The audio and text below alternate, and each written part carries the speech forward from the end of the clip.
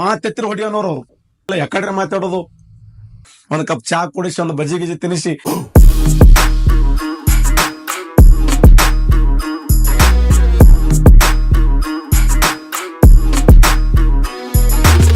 ಇಲ್ತುತ್ಮಿಶನ ಕಾಲದಲ್ಲಿ ಮೊದಲ ಬಾರಿಗೆ ಮಂಗೋಲಿಯನರ ದಾಳಿ ಆಗ್ತದೆ.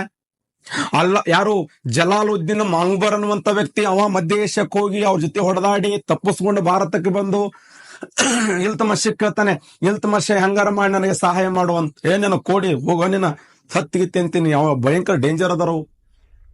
6 ತಿಂಗಳು ಜಗಳ ಮಾಡಾರ ಮಂದಿ ಅನ್ನೋದು.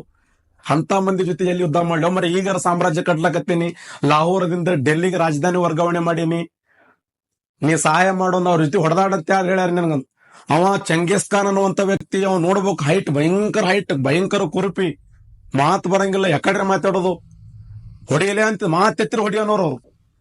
ಅಂತ ಮಂಗೋಲಿಯನವರು ಭಾರತದ ಮೇಲೆ ದಂಡೆತ್ತಿ ಬಂದಂತ ಸಮಯದಲ್ಲಿ ಇಲ್ತುತ್ಮಿಶ್ ಅಂದ, ಬ್ಯಾಡ ಮರ, ನಮ್ಗೆ ಎದಕ್ ಬೇಕವಲ್ಲ, ಆಸತ್ ಬ್ಯಾಸತ್ ಮಲ್ಲ ಇವಂದ್ರ ಸತ್ ನಾಯಿ ಕೊಳ್ಳಿ ಬಿತ್ತಂದಾಗ ನಮ್ ಕಡೆ ಆಗಲ್ಲ ಅಂತೇಳಿ ಅವಂಗ ಚಂಗೀಸ್ ಖಾನ್ ಕರೆದು ಅವಂಗ ಅಲ್ಲಿದಲ್ಲೇ ಕಪ್ಪು ಕಾಣಿ ಕೊಟ್ಟು ಒಂದ್ ಕಪ್ ಚಾ ಕುಡಿಸಿ ಒಂದು ಬಜಿ ಗಿಜಿ ತಿನ್ನಿಸಿ ನಿನ್ನ ಮರೆ ಹೋಗು ಆರಾಮಿರು ಅಂತೇಳಿ ವಾಪಸ್ ಕಳಿಸಿದಂತ ವ್ಯಕ್ತಿ ಯಾರಂದ್ರೆ ಇಲ್ತುತ್ಮಿಶ್ ಅನ್ನುವಂತ ವ್ಯಕ್ತಿ.